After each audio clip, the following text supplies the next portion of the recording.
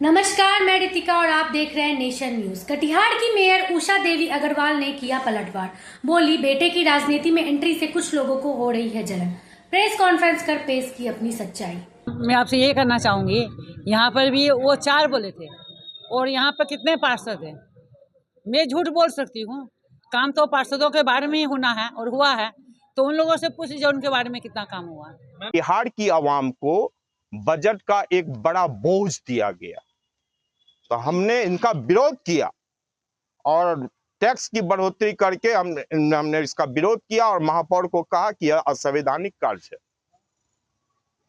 और अवैध रूप से बहाली भी की गई।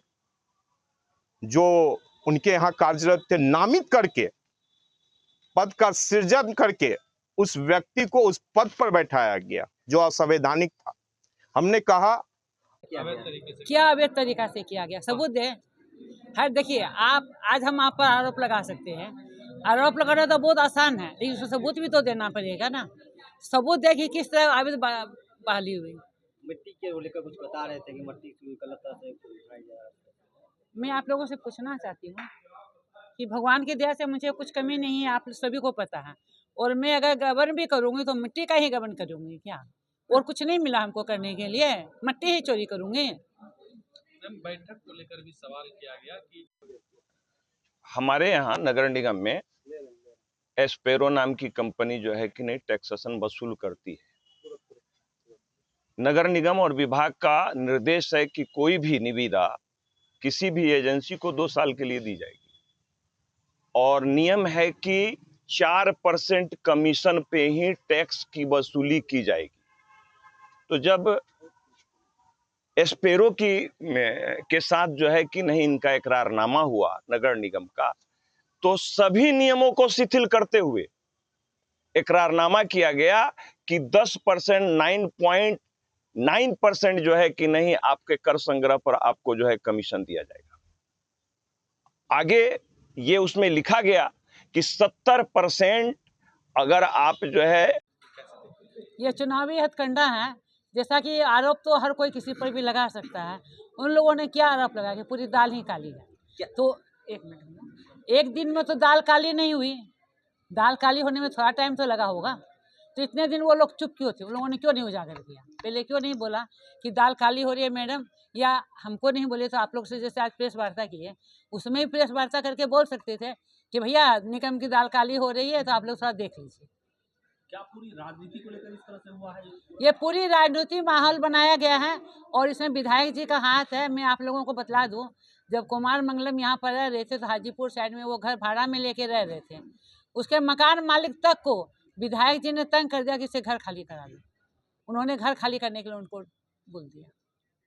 ये पूरा गेम उन्हीं का है। पूरा गेम उन्हीं का। ये चारों पार्षद जो बोल रहे हैं, मनोज मिश्रा, प्रमोद महतो, मनोज राय कोई पार्षद नहीं है, मनोज मिश्रा कोई पार्षद नहीं है। एक की पत्नी है और एक की माँ है, और बिट्टू घोष और प्रमोद महतो पार्षद है। लेकिन इन लोग का सुबह से लेकर रात में 11 बजे तक नगर आयुक्त के यहाँ बैठना है। नगर आयुक्त कोई फाइल होती है, मनोज मिश्रा को बहुत ज़्यादा कानून का ज्ञान है, उनसे पढ़वाते हैं तो फिर उसको साइन करते हैं। आयुक्त किसी के इससे ज़्यादा मैं क्या बोलूँगी। अली का उसमें बिना कोई नियम, बिना कोई संबंध का बहाली किया गया, जो नगर निगम के एक्ट के अनुसार एकदम गलत था। और भी जो भी चीज़ें हुई उसकी वजह से हमने इस्तीफा भी दिया स्टैंडिंग से। जो आप लोग थे उस समय न्यूज़ लिए थे। बहाली में ये हुआ कि 24 लोगों का बहाली किया गया पद सृजित करते हुए, जो पद नगर निगम में नहीं। उसके बाद एक जेई का भी बहाली कर दिया गया, जो भी वो उसका भी पद नहीं है। साथ में उसके साथ उसका सैलरी भी फिक्स कर दिया गया, जो आज तक चलता आ रहा है। इसी दरमियान उसी लोगों का फिर। अच्छा, मैं एक बात पूछते हैं भैया, कोई भी स्टाफ किसी भी विभाग में काम करता है, छुट्टी के समय तो वो फ्री है, कहीं भी जा सकता आ सकता है। अगर दिवाली के दिन मेरे बेटे का नॉमिनेशन था और किसी के घर के आगे से गुजर रहा था, कोई वहाँ पर खड़ा हो गया और मेयर को देख के हाथ जोड़ लिया, उसके ऊपर उन पर कार्रवाई कर दी गई। ये कहाँ की व्यवस्था है? क्या कहेंगे पूरे आरोपों को लेकर? मैं क्या कहूँगी, सभी पार्षद लोगों से आप पूछिए, सभी हम लोग खंडन करते हैं।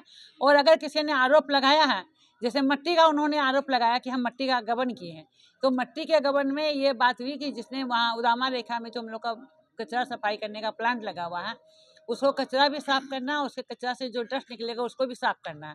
उसको हाइबा की जरूरत थी डस्ट साफ करने के लिए, तो उन्होंने मेरे कंपनी से हाइबा भाड़ा में ली और अपना कचरा साफ किया।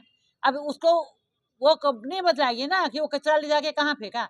मेरे घर में ले जाके देख लीजिए कितना हाइबा का 2100 कितना हाइबा का लगाया, तो मेरे घर में कहाँ जगह है, कहाँ हम उसको डस्ट करेंगे। क्या उसको कोई जमा करने की चीज़, मकई है या मखाना है जो हम उसको जमा करके रखेंगे, बाद में ज़्यादा रेट पर उसको बेचेंगे। वो एलईडी लाइट जो है जो खरीदा गया है वो बजाते टेंडर से खरीदा, और टेंडर में जो रेट होता है वो रेट को डीएम के यहाँ से जो उनकी कमेटी बनी हुई है वो कमेटी उस रेट को अप्रूव करती है, तब सामान खरीदा जाता है। तो रेट अप्रूव्ड है उसके बाद खरीदा गया है। और उसका जहाँ तक रेट का सवाल है, तो रेट जो है कोई बहुत बड़ा रेट नहीं है। जो एक रेट होना चाहिए उसी रेट के आधार पर है जो कंपनी अपना रेट दी है, और न केवल एक कंपनी रेट देती है, चूँकि जीएम पोर्टल से होता है, सैकड़ों कंपनियां अपनी जो है रेट देती है, और उस रेट के आधार पर फिर मीटिंग होती है, और मीटिंग में जो निर्णय होता है उस निर्णय के आधार पर